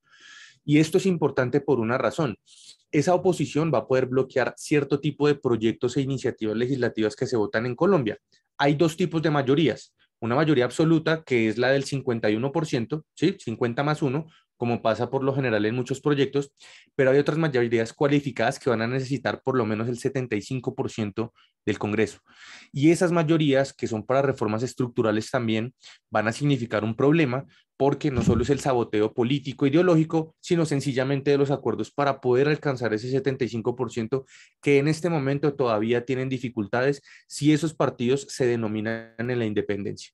Entonces, yo creo que todavía hay algunas dificultades en algunos tipos de proyectos específicos e incluso en lo que podría ser una agenda, si llaman de sabotaje, por una lógica política, o si desde una forma mucho más estructurada, técnica y preparada, pueden permitir dar debates sólidos en el Congreso, que se ha caracterizado en el espacio del gobierno histórico y tradicional por ser bastante mediocre. Entonces ellos tendrán que reinventarse, tendrán que haber una reingeniería para poder hacer oposición, porque nunca lo han hecho en este escenario, y además para poder empezar a revisar la forma en la que se van a tramitar diversas reformas que todavía hacen falta algunos votos y algunas curules si se requiere entonces la participación de los independientes y de la oposición. Muchas gracias, Esteban. Me gustaría pasar esa pregunta también a María Fernanda, si nos está escuchando en este momento. No sé si tal vez esté ocupada en este momento, o si Juliana o Bernacqua también quieren comentarla. Creo que Bernd tenía la mano alzada antes. Bueno, no importa quién habla primero. Bueno, simplemente de modo breve estoy básicamente de acuerdo con lo que Esteban ha dicho, que vemos ahora el efecto presidencial en un sistema presidencialista que funciona un poco diferente que los modelos que conocemos en Europa. Bueno, ahora muchos partidos buscan la cercanía al presidente de los próximos 4 años, y también en varios partidos políticos no tenemos la gran diferencia ideológica. En el Partido Liberal de Colombia tenemos tradicionalmente un brazo de izquierda, que también una vez en los años 30 con López Pumarejo había gobernado, y desde entonces existe este enfoque dentro del enorme espectro del Partido Liberal. Con ellos es posible hasta ciertos puntos cooperar. También con el partido de la U del expresidente Santos, por lo menos en temáticas de paz no veo la gran contradicción. Y con los verdes también veo un montón de puntos en común. Y si miramos a puede pasar, depende del tema. No son fracciones fuertes como en Europa, que podemos esperar en el Congreso de Colombia, pero en preguntas claves, Petro puede contar con una mayoría por encima del 50%, eventualmente incluso la mayoría de las 2/3 partes para un cambio constitucional. Sí, yo agregaría a lo que acaba de decir Bernd, que es precisamente una de tus preguntas, es cuál es el riesgo de que existan mayorías. Y yo creo que hay que analizar eso en dos caminos. Por un lado, el Partido Liberal es la segunda fuerza política y el Partido Conservador en una de las dos cámaras. Él tuvo una reunión con César Gaviria, que anunció su respaldo a Gustavo Petro, y eso significaría que las 14 curules que él tiene en el Senado y las 32 que tienen en Cámara de Representantes acompañarían al gobierno de Petro en los próximos años, y esto se sumaría a las 20 que tiene Petro en el Senado y las 25 que tiene en Cámara de Representantes. Yo creo que también es importante señalar que hay una disminución significativa en lo que podríamos llamar pues, las maquinarias, pero también las fuerzas neoconservadoras, que han venido disminuyendo en su participación. En 2014 eran 90 curules, en 2018 pasaron a 83 y en el 2022 pasaron a 68. Esto uniendo el partido de la U, el Centro Democrático, Conservadores, Liberales, Cambio Radical, Opción Ciudadana, Mira, Colombia Justa y Libres, como los partidos tradicionales de Colombia, pero también las fuerzas neoconservadoras que de verdad decrecieron un montón en sus curvas. ¿Cuál es el riesgo? Pues digamos, ¿cuál es la oportunidad? Y es que a diferencia de la alcaldía de Petro, donde tuvo tanta oposición y no pudo gobernar dentro de pues, Bogotá porque tenía mucha oposición dentro del Consejo, esta vez, si logra esas mayorías, va a lograr pasar mucho más rápido proyectos de ley y va a tener quizás mucha más legitimidad, pues a diferencia de lo que no le ha pasado a Boric, que pues tiene un plebiscito de por medio y que no ha radicado desde gobierno ningún proyecto de ley que se tramite en el Congreso. Él va a tener la posibilidad no de recurrir solamente al mecanismo de decreto, es decir, que desde el Ejecutivo se establece cuáles son las leyes y se modifican, sino que esta vez va a poder hacerlo con mayor legitimidad en el Congreso y con unas mayorías que le van a garantizar cierta gobernabilidad. ¿Cuál es el riesgo de esto? Pues es el riesgo de cualquier democracia y es la división de poderes, ¿no? El legislativo ejerce un poder de control político al Ejecutivo, pero creo que en un primer gobierno de izquierda en Colombia, con el tema de la transición y la implementación del acuerdo de paz, con el informe de la Comisión de la Verdad, va a ser muy positivo que él tenga la posibilidad de gobernar. El Centro Democrático seguirá siendo su partido de oposición con mucha fuerza y lo que vamos a ver los próximos años es una radicalización de la derecha en Colombia. Se está hablando de la creación del partido Vox en Colombia, liderado por una de las cabezas más importantes del Centro Democrático. Y sin lugar a dudas, pues la derecha tiene una capacidad de reconfiguración mucho más rápida que la de la izquierda. Él igual tiene unos contrapesos muy importantes. Está la procuradora, que ahí me puede corregir Esteban y Mafe, pero la Procuraduría es una gran opositora del gobierno Petro y le quedan 2 años todavía, es decir, todavía va a tener un control por parte de este ente que se encarga de investigar a funcionarios y a funcionarias públicas en todo el país. Tiene un fiscal general de la nación que es uno de sus grandes oponentes y ahí va a tener otro contrapeso.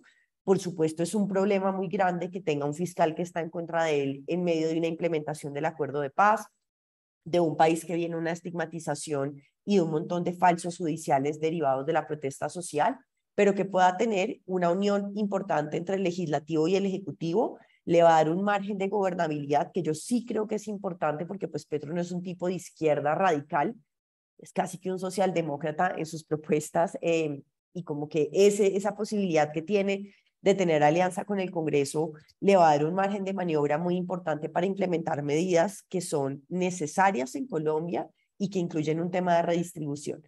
Y control político también creo que ahí el rol de la sociedad civil es clave. Y esa es una pregunta que estamos resolviendo desde sociedad civil y es cuál es nuestro rol cuando llega un gobierno que tiene nuestras agendas o que tiene agendas muy similares a las de nosotros y nosotras. ¿Cómo mantenemos un rol de neutralidad? ¿Cómo mantenemos un rol de control político? ¿Cómo enfrentamos también la salida de gente de nuestras organizaciones al gobierno nacional? Y cómo mantenemos un ecosistema que en Colombia yo creo que es muy fuerte y es que la sociedad civil ha logrado tramitar agendas políticas, sociales y culturales que nunca se han hecho desde el gobierno. Entonces, pues es un riesgo, pero es una oportunidad y yo creo que él tiene unos contrapesos pues bien fuertes, ¿no? La procuradora no es cualquier cosa y el fiscal tampoco. Entonces, pues ojalá logre mayorías para que el primer año logre legislar y después se romperá, ¿no? Porque pues con los partidos también con los que está negociando no veo una lealtad en el largo plazo. Muchas gracias, Juliana. Muchas gracias, Beant. Me gustaría seguir entonces con la próxima pregunta que se refiere a la cooperación entre los militares y el próximo gobierno de Petro. Entonces la cuestión es exactamente eso, cómo va a ser esa relación, porque habían fuertes fricciones ya antes, ¿no? Y también una pregunta que se junta a esta es, ¿qué posición tiene Petro a la guerra de Rusia a Ucrania? No sé, se dirige a las filas 3, creo que ahora son 3. No sé quién quiere empezar. Tal vez vamos en la misma orden y Esteban empieza y después siguen Beatty y Juliana. Bueno, sobre el tema de la relación con las fuerzas militares, es evidente que nosotros en el país, en la misma dinámica del conflicto y la lucha contra insurgente, hemos tenido una herencia en la doctrina militar sobre la eliminación del enemigo interno.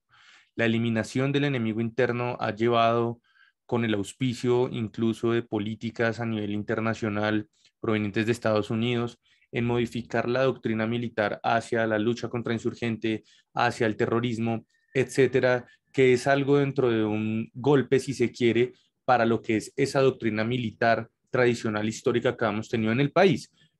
Es tan básico, incluso para que lo puedan entender, que para muchos militares decir que un exguerrillero vaya a ser el jefe de ellos es traumático, y es traumático porque han sido víctimas también dentro del conflicto como combatientes de las guerrillas que han existido. Así Gustavo Petro ni siquiera haya sido un combatiente activo dentro de lo que conocemos tradicionalmente como las guerrillas de las FARC, del ELN, del EPL, etc. Esto incluye entonces un factor que a nivel de adoctrinamiento va a significar una reestructuración de la fuerza pública, que no solamente es el ejército, sino la Policía Nacional. Tal vez, si no lo tienen muy claro, en Colombia la policía también se ha ido militarizando dentro de esa dinámica del conflicto armado, y tenemos una policía que, a diferencia del resto del mundo, es una policía que pertenece al Ministerio de Defensa y que también hace parte de esa doctrina de conflicto armado. Eso es algo que tiene que cambiar. Con Gustavo Petro van a haber disputas muy fuertes porque va a tener que sacar esa policía del Ministerio de Defensa hacia el Ministerio de Justicia o el Ministerio del Interior, y también tiene que haber un cambio en la cúpula de las fuerzas militares. Eso cambia toda la política de lucha contra las drogas, eso cambia un tema de la descriminalización, es decir, no criminalizar más al campesinado, no criminalizar más a los jóvenes que participan dentro de la posibilidad en el campo de hacer parte de una nueva salida en Colombia a las economías ilegales, a las rentas criminales que tenemos en el país. Esa relación, por supuesto, es una relación traumática, es una relación que ha generado muchas resistencias. Tan es así que el actual comandante de las fuerzas militares, de forma cobarde, si se quiere, y me permito decirlo, ha planteado que no va a continuar dentro del escenario de la dirección de las fuerzas militares. Y eso es algo que es muy grave. Y sí es muy grave porque, si vemos nosotros la constitución de nuestro país, existe una subordinación al poder civil. Y un general que emita ese tipo de acciones, y que además previamente había participado activamente en política de forma indebida, porque en Colombia los militares no votan y porque en Colombia la participación del ejército tiene que estar subordinada al poder civil, pues es muy grave. Entonces va a ser una relación un poco conflictiva en la forma en la que se va a poder empezar a desestructurar esa lógica del enemigo interno, de la lucha contra insurgente, de poder empezar a buscar una nueva forma de ejércitos para la paz, de ejércitos que puedan empezar a combatir las estructuras armadas ilegales de otras formas. También estamos arrastrando dentro de ese conflicto armado el hecho de que el ejército ha sido victimario, y es un ejército que ha participado también activamente dentro de los diversos hechos de violencia que se han visto a nivel territorial. No solamente son las guerrillas, no solamente son los grupos paramilitares, sino también agentes estatales, empresarios, e incluso parte de eso ha tenido reconocimiento dentro de la Jurisdicción Especial para la Paz, que es esa justicia para la paz que viene desde el acuerdo del 2016 por parte de generales y exgenerales que han dicho que han participado dentro de esa dinámica en el asesinato de civiles, en los asesinatos extrajudiciales de pues 6.402 jóvenes que no tenían nada que ver con el conflicto armado y los hicieron pasar como excombatientes. Es una relación muy compleja, que implica también que en ese gran acuerdo nacional que está haciendo Gustavo Petro pueda incluir a la fuerza pública, con una ventaja, y esa es la buena noticia. Desde el acuerdo de paz, en 2013 a 2016, hubo un cambio en la dinámica, sobre todo incorporando el enfoque de derechos humanos, incorporando el enfoque de seguridad humana, que es lo que establecen los organismos multilaterales en este momento en el mundo, y es una nueva generación también de miembros activos de la fuerza pública, generales, coroneles, líderes dentro de esas estructuras, que se han subordinado al poder civil, que se han subordinado también a la función que tienen de soberanía territorial, y que son personas que están dispuestas hoy a renovar también esa doctrina militar que se requiere para un nuevo tránsito hacia un nuevo gobierno, en una relación con una izquierda, con un gobierno socialdemócrata, liberal, como se quiera entender, pues dentro de los diferentes espectros ideológicos a Gustavo Petro, pero que requiere, por supuesto, también la voluntad de parte de esos generales de las relaciones que tenemos a nivel de cooperación para poder continuar este ejercicio. Es un desmonte histórico que se tiene que hacer del entendimiento del conflicto armado, de la doctrina militar y que por supuesto va a generar muchos retos, pero que desde 2013 ha habido una nueva generación de policías, de militares, generales, etcétera, que han entrado en una nueva dinámica en donde entienden el conflicto y el posconflicto de una forma totalmente diferente. Muchas gracias, Esteban. Por cuestiones de tiempo, me gustaría seguir con otra pregunta, pero obviamente si quieren agregar algo, lo pueden hacer después, Juliana y Bernd. Espero que esté bien. Cambiando un poco de tema, tenemos una pregunta sobre la reforma tributaria, que es la siguiente. ¿Qué pasa si yo tengo 2 inmuebles en Colombia? ¿Qué sucederá con los impuestos? ¿Cuánto pueden llegar a subir? Y cuando se reúnan esos 50 billones o 75 billones, ¿cómo van a controlar ese dinero para que no se lo roben? Tal vez Juliana quiera empezar o Bernd. Que no se los roben del gobierno. Bueno, o sea, yo creo que frente al tema de reforma tributaria, que ha sido uno de los temas más álgidos en Colombia y que realmente produjo el estallido social y la acumulación de indignaciones del país desde el 2019, hay varias cosas que entender. Número uno, pues es una reforma tributaria que se plantea desde una visión progresista, que ese sí es una apuesta radical, yo creo, en democracia y en transición a un nuevo como modelo político y económico. En Colombia, 7 millones de personas son clase media, solo 40.000 personas, según el director de Cifras y Conceptos, se vería afectado por una reforma de este tipo, es decir, la concentración de riqueza, como de la que hablaba Esteban, de tierras, también sucede con la concentración de riqueza en Colombia. Los impuestos que se tienen que pagar desde las empresas tienen un montón de exenciones, tienen un montón de beneficios. Sin embargo, él tendrá que sentarse a negociar con estos sectores que tienen un gran poder de lobby dentro del Congreso de la República, con un Congreso de la República donde 50%, por ejemplo, en la Cámara de Representantes es repitente y donde pues es importante reconocer que efectivamente hay unas coimas y ha habido una conexión directa entre congresistas y entre negocios que se producen en el gobierno nacional.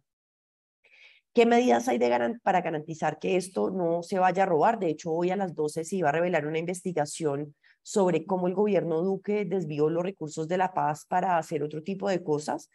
Yo ahí insisto en que sociedad civil va a ser muy importante y Transparencia por Colombia y el frente que existe de transparencia en Colombia para hacer seguimiento a estos recursos.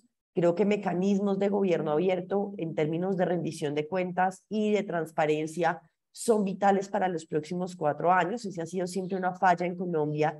Y es que si bien la gente considera que los principales temas en Colombia son corrupción y seguridad, no existen muchas medidas que permitan que la ciudadanía entienda cómo puede hacerle como un tracking y un seguimiento a los gastos del gobierno nacional. Tenemos leyes de transparencia y temas de datos que obligan a las instituciones públicas a publicar sus presupuestos y los gastos que tienen, pero nadie sabe cómo leer estos datos, lo tienes que descargar en PDF, entonces pues no puedes tener un análisis en profundidad de hacia dónde se va. Y esa es una de las grandes críticas que hay frente a la mala implementación de transparencia.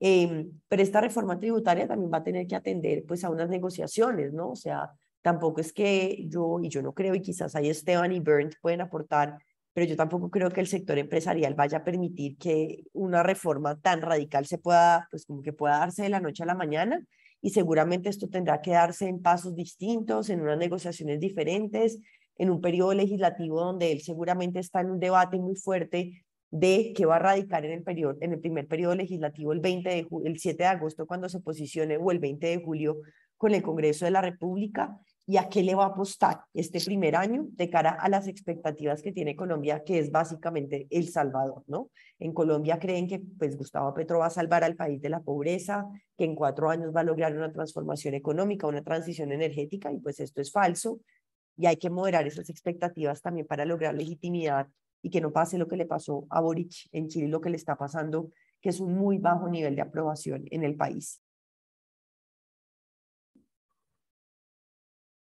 Gracias, Juliana. Sí, Bernd puede continuar y ahí finalizamos. Claro. Bueno, lo que yo quiero adicionar es simplemente que a mí me parece un problema básico de la historia de Colombia, la subfinanciación del Estado. Y este tiene una muy larga tradición. Este no es incluso neoliberal, este viene en una línea desde el virreinato que la élite en Colombia no paga o rechaza pagar impuestos. Ya Simón Bolívar ha intentado romper con este en vano y es una línea hasta el presente. Pero vemos hoy en día en cualquier aspecto el Estado es subfinanciado. Tenemos los huecos en las vías, los huecos en el sistema de educación, los huecos en el sistema de salud. Este es un sistema de huecos sin fin. En Colombia tenemos esta situación similar un poco como en Francia antes de la Revolución Francesa. La élite no o casi no paga impuestos y así no se puede hacer ningún Estado moderno. En la Constitución se escribe que teóricamente hay un sistema progresivo. Ya constitucionalistas como Rodrigo Uprimni han demandado que hay que cumplir con esto en vano. A mí me parece es básico esta reforma tributaria planteada por parte de Petro, es simplemente el fundamento de crear un Estado moderno. Bueno, muchas gracias, Ben, muchas gracias, Juliana y Esteban y María Fernanda, si todavía nos escucha. Y aquí, debido al tiempo, paso la palabra a Klaus. Sí, muchas gracias.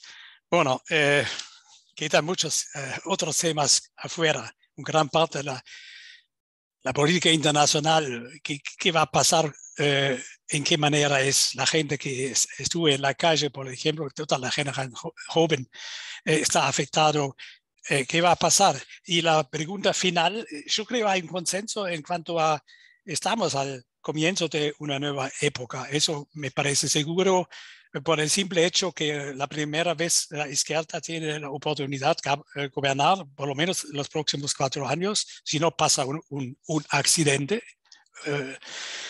Pero responder ahora son las elecciones un aporte para la estabilidad política del gobierno y un desarrollo de su democracia. Eso es una pregunta que queda abierta, porque si uno mira al programa de Petro y la constelación de fuerzas en el Congreso, y ningún presidente puede gobernar sin el Congreso, quedan muchas cosas abiertas y yo creo la mayor parte son motivo para un escepticismo, porque muchos intereses están afectados si Petro está implementando este programa, está profundizando el proceso de paz, si está reformando el sistema de seguridad, la relación con las Fuerzas Armadas, cómo van a reaccionar el sector agrario, que es muy fuerte en Colombia. ¿Qué pasa con la derecha? ¿Sigue radicalizándose? ¿Los militares politizándose? Todos estos son preguntas abiertas. Si miramos a otros lados, a otros lados de América Latina, y eso me parece un señal positivo, vemos un tipo de izquierda en el gobierno con un tipo vertiente demócrata que aparentemente tiene una capacidad de negociar también con otros vertientes políticos, concluir compromisos, y creo eso en esta coyuntura es muy importante. Mucho va a depender cómo Petro dispone de esta capacidad de negociar y, por supuesto, también la disposición de las fuerzas de oposición saltar a este tren y hacer compromisos. Si miramos a otros países que tienen una constelación comparable, es decir, un gobierno con minoría en el Congreso, quizás entramos, pero eso es más una especulación, en un periodo donde para mantener la gobernabilidad el gobierno va a ser reforzado, gobernar por decretos. Claro, es un camino muy peligroso seguramente Bernd va a aceptar esta como constitucionalista. Eso puede afectar mucho el proceso democrático, pero quizás es un método permitido para cierto tiempo, para después entrar en un proceso democráticamente más normal. Pero todo eso son especulaciones. Me queda solamente agradecer a todos que han participado. En primer lugar, por supuesto, a nuestros 4 panelistas por su tiempo, por sus valiosos aportes. A nuestro equipo, por supuesto, en el AF, en Latinoamérica Forum, en primer lugar a Christine, que siempre es la alma, que todo funciona, y también a la Fundación, la central en Berlín, y por supuesto también la oficina en Bogotá. Esperamos toda la suerte para el país, para el gobierno, y quizás me permiten avisar que tenemos otro evento un poco en la misma línea. Se trata de Chile. Cristina, es correcto, creo el 1 de septiembre. ¿Qué va a pasar también después de la constituyente y sus propuestas con la democracia y el gobierno socialdemócrata, un tipo de izquierda en Chile? También va a ser muy interesante. Es el 1 de septiembre y por supuesto vamos a difundir lo más ampliamente posible. Muchas gracias a todos y buenas noches y suerte para todos. Hasta luego. Muchas gracias. Muchas gracias. Hasta luego.